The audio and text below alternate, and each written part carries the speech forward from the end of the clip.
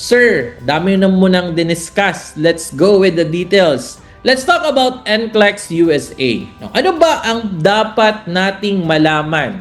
No, some of you may use ChatGPT or Gemini in checking the NCLEX NCLEX USA. No, what are the requirements? What are the process?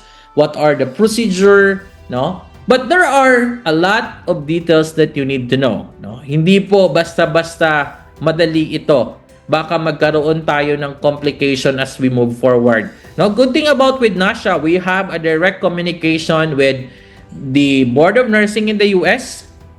So basically, we ask them with specific cases. We ask them when it comes to the eligibility. We ask them when it comes to the requirements, qualification. No, every now and then, nagko-communicate po tayo sa Board of Nursing. Okay. So for nurses who wants to do DIY, we respect you. But if you need our help, we are always here to help you and guide you all throughout the process. Okay. Things or factors that to be or you may consider in applying for NCLEX. Number 1, Social Security Number. Okay, or SSN. Some of the states in the US requires you to have an SSN before you can start processing the NCLEX and before you can start processing the license endorsement. Okay? And take note, you can only obtain SSN once you reside in the United States. Okay? So may mga arrangement po yan, no? Sa amin at saka sa employer ninyo on how you can be in the US, process your license endorsement while waiting for your SSN. Next, English exam result.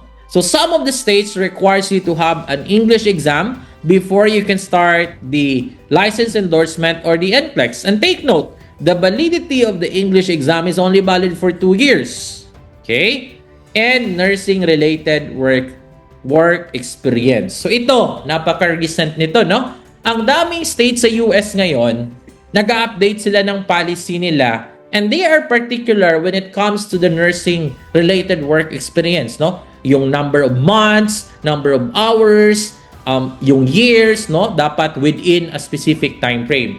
So, kailangan po na ma-check po natin ng mabuti kung eligible po tayo. Okay. Next, date of graduation.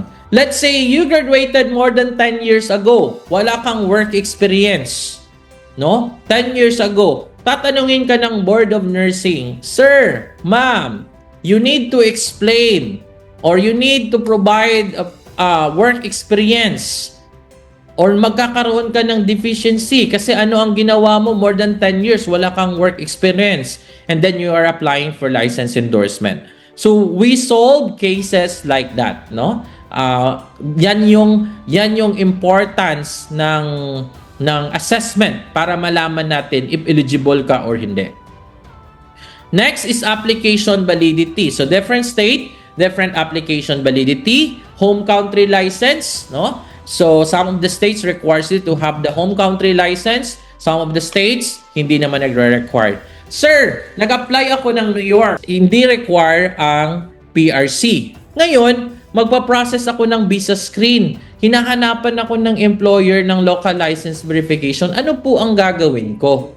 Okay? So these are the things that we need to really check, no? Sa employer mo, sa state of deployment mo, and sa qualification mo. You pass the NCLEX New York, wala kang local license kasi hindi nagre-require. Now, you process visa screen, and then you process license endorsement, and hinahanapan ka ng employer ng home country license.